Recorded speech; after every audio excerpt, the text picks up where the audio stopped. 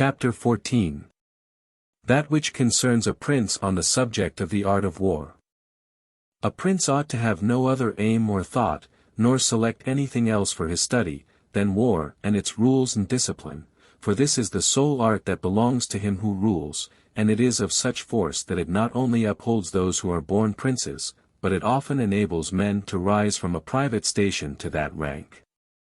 And, on the contrary, it is seen that when princes have thought more of ease than of arms they have lost their states.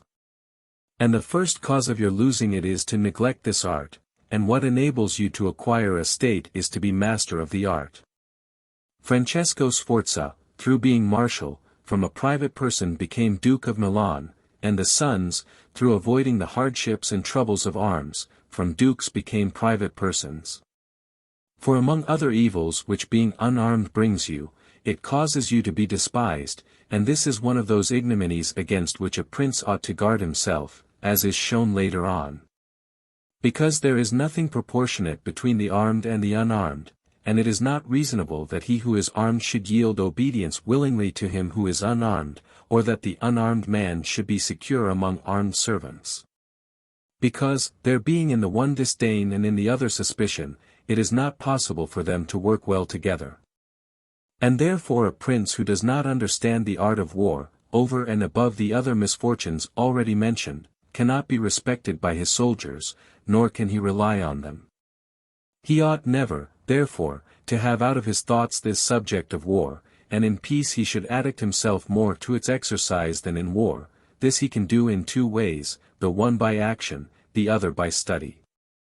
As regards action, he ought above all things to keep his men well organized and drilled, to follow incessantly the chase, by which he accustoms his body to hardships, and learns something of the nature of localities, and gets to find out how the mountains rise, how the valleys open out, how the plains lie, and to understand the nature of rivers and marshes, and in all this to take the greatest care. Which knowledge is useful in two ways. Firstly, he learns to know his country, and is better able to undertake its defense. Afterwards, by means of the knowledge and observation of that locality, he understands with ease any other which it may be necessary for him to study hereafter, because the hills, valleys, and plains, and rivers and marshes that are, for instance, in Tuscany, have a certain resemblance to those of other countries, so that with a knowledge of the aspect of one country one can easily arrive at a knowledge of others.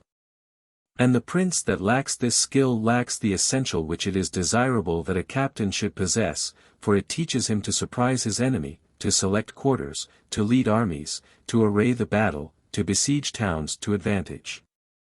Philopoemen, 1, prince of the Achaeans, among other praises which writers have bestowed on him, is commended because in time of peace he never had anything in his mind but the rules of war, and when he was in the country with friends, he often stopped and reasoned with them, if the enemy should be upon that hill, and we should find ourselves here with our army, with whom would be the advantage? How should one best advance to meet him, keeping the ranks? If we should wish to retreat, how ought we to pursue? And he would set forth to them, as he went, all the chances that could befall an army. He would listen to their opinion and state his, confirming it with reasons, so that by these continual discussions there could never arise, in time of war, any unexpected circumstances that he could not deal with.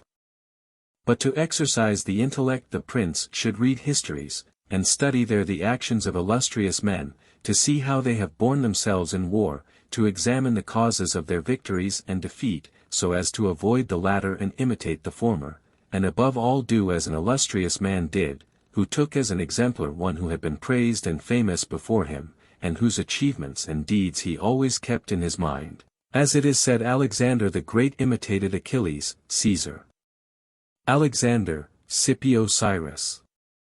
And whoever reads the life of Cyrus, written by Xenophon, will recognize afterwards in the life of Scipio how that imitation was his glory, and how in chastity, affability, humanity, and liberality Scipio conformed to those things which have been written of Cyrus by Xenophon. A wise prince ought to observe some such rules, and never in peaceful times stand idle, but increase his resources with industry in such a way that they may be available to him in adversity, so that if fortune chances it may find him prepared to resist her blows.